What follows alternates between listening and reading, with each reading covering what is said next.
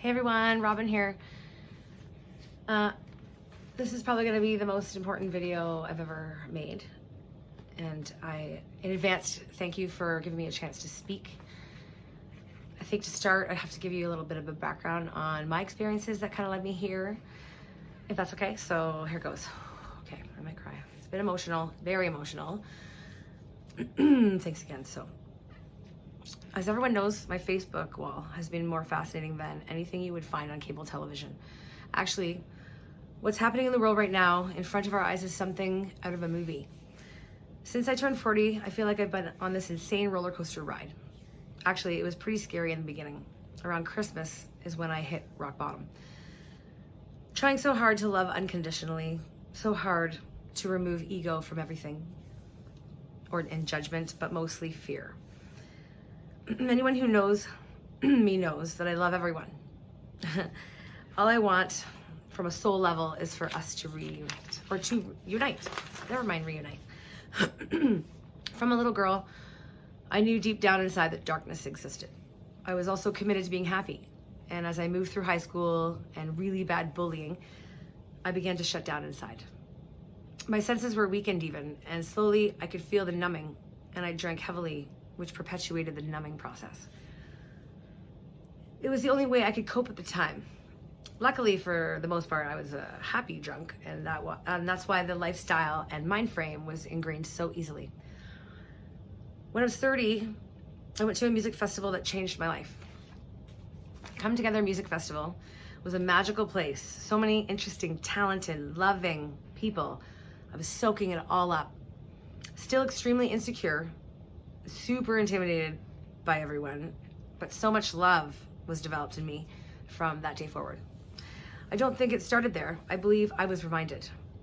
My first Come Together, I met a magical woman and made a soul connection on the dance floor and then sitting in front of the fire until the sun came up. She made me feel so comfortable. She made me feel free to be myself. We talked a lot about how I was feeling around being on pharmaceutical medication for depression.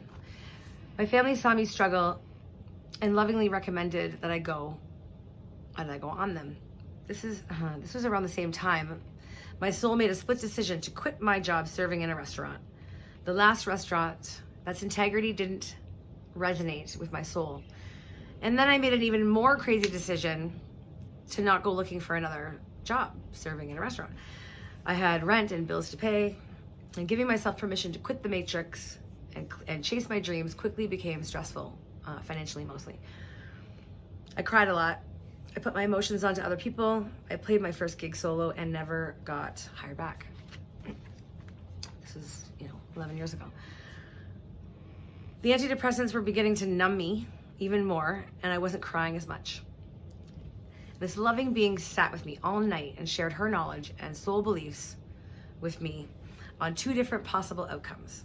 We talked about how important it was having emotions. We talked about how pharmaceutical drugs over long periods of use can slowly distance you from yourself.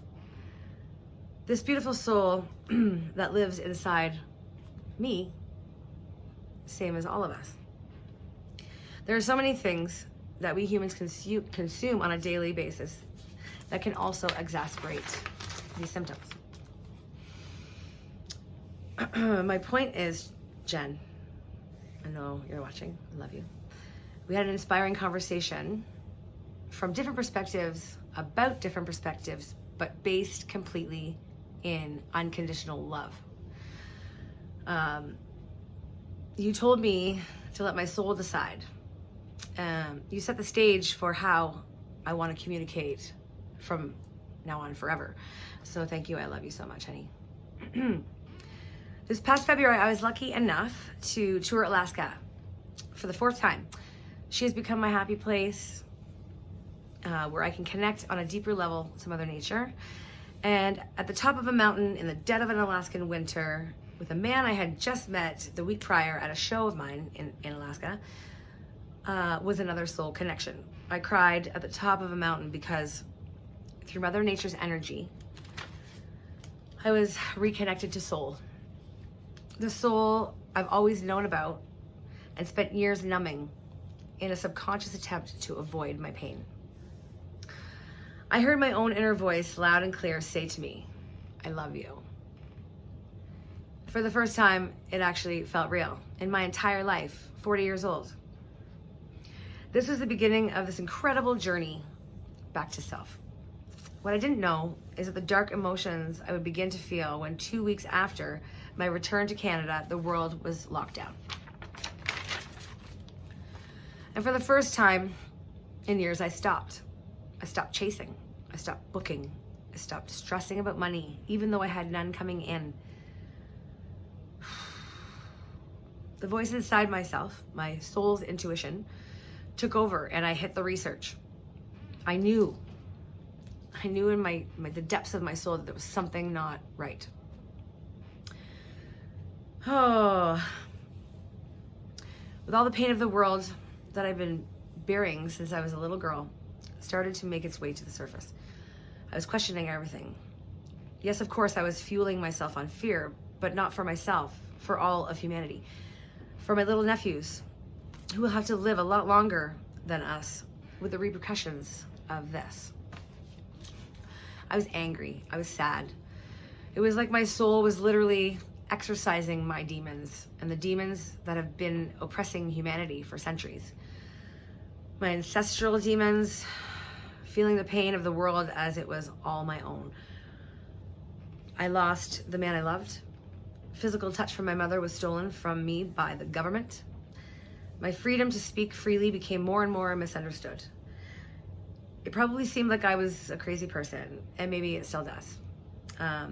The point I need to make is that we are not just bags of bones wandering around some rock. We are powerful, beautiful, inspiring, intelligent beings who are meant to only be governed by love. That is the thing that is hurting my heart the most. Pam Robinson, I know you're listening. Thank you so much for helping me clear my belief systems and gain a deeper connection to self. Pam said to me in our session yesterday, hurt people hurt people. It blew my mind. I finally fully grasped that no one is trying to hurt me with their words on social media. And I am definitely not trying to hurt others. We are all hurting. We are all confused. We are all oppressed. And right now, what is happening in the world is our second chance to turn this around.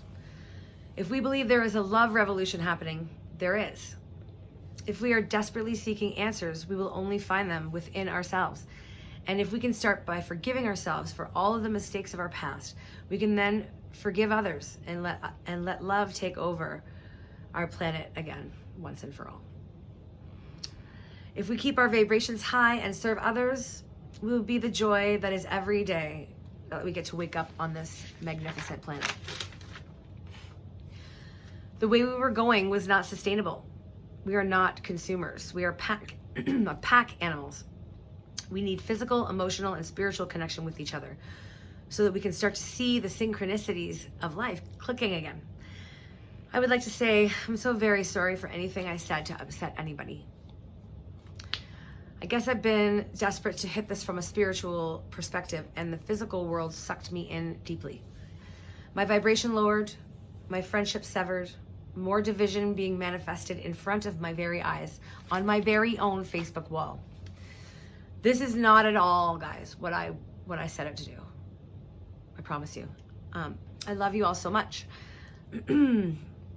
Every single person that has ever crossed my path has been there for a reason and has personally touched my life. So I'd also like to say thank you to everyone. And, thank you to everyone that I haven't met yet. For all your views, for your love, even if it felt like tough love. I now recognize what it is. Sorry, guys. I'm a little emotional. It is because of your views and your love that I am able to learn these incredible, valuable lessons that will be with me for lifetimes to come. Sorry, I have a lot to say. To my sister, thank you for raising me to be the loyal person that I am, for teaching me hard work, compassion for others, and most of all, compartmentalize our problems so that we can have a laugh. Ben and Finn are so lucky to have you guiding them into this beautiful and devastating mess. Mom, thank you for your support of my music career, even through your fear of its instability, and for teaching me how to treat others kind. Aaron, thank you for everything you sacrificed so that I could be free to be on this incredible journey to pure happiness. And that's all I want for you and everybody. Thank you to everyone who reached out to me through private message and text and phone calls to show me love, to show me unconditional love, and to let me know that to keep spreading my truth, even if it does create some friction. You have all driven me to reach a potential I never fully understood was possible. We need to unite in love now and manifest peace on earth together. Let's reach out to each other and conquer the fear that has been slowly seeping into our hearts forever. Let's show love to one another because we are all in pain. Most of my pain currently is from the oppression that I'm seeing every time I have to leave my backyard. The pain of being called a murderer because my soul's intuition won't allow me to put on a mask. I'm so sorry if the things I've been posting have come across as careless or destructive in any way. I think I've been desperately trying to open up a new dialogue in order to bond with all of you, not actually realizing that it could be perceived as dangerous. There are so many reasons. Sorry. There are so many reasons that I've discovered, right or wrong, to question everything. Too many holes. Too much doesn't add up. People we know for certain who have a history of lying to us, especially within our Canadian government, to my fellow Canadians, are being put on some kind of pedestal for the strategies surrounding this pandemic. That's a red flag to me. That being said, I'm very conflicted about the things that I'm being asked to do by our leaders. This is a soul contract with myself, and I encourage everyone to question everything and to stand strongly in that contract with yourself. I really do love you guys, and I'm so sorry for any miscommunication. Anyway, sorry, I got it all out.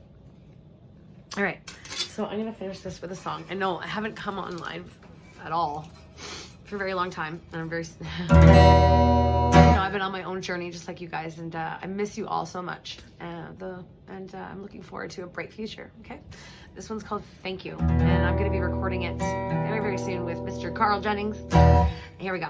Oh, and sorry, might I add, Robin Benedict and The Weight, my new band, coming to you very, very soon. Here we go. It's called Thank You. It's for you guys. Oh, I have a mic too. Look at me. I'm a friggin' mess. Okay. Okay. Maybe, I'm hoping I can play this.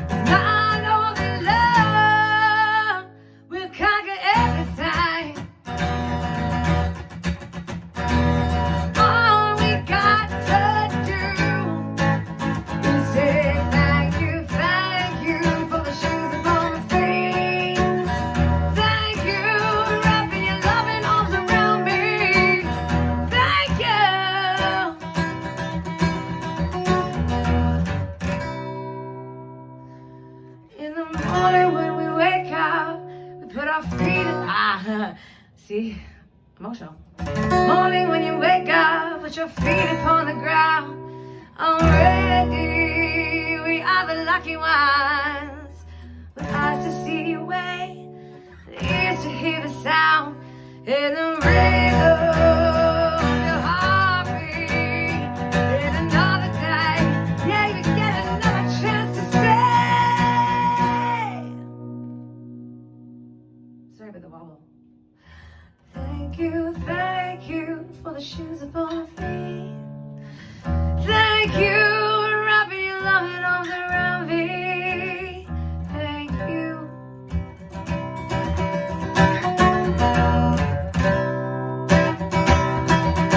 I said thank you for the stars that light the sky. Thank you for this chance to be alive. Thank you.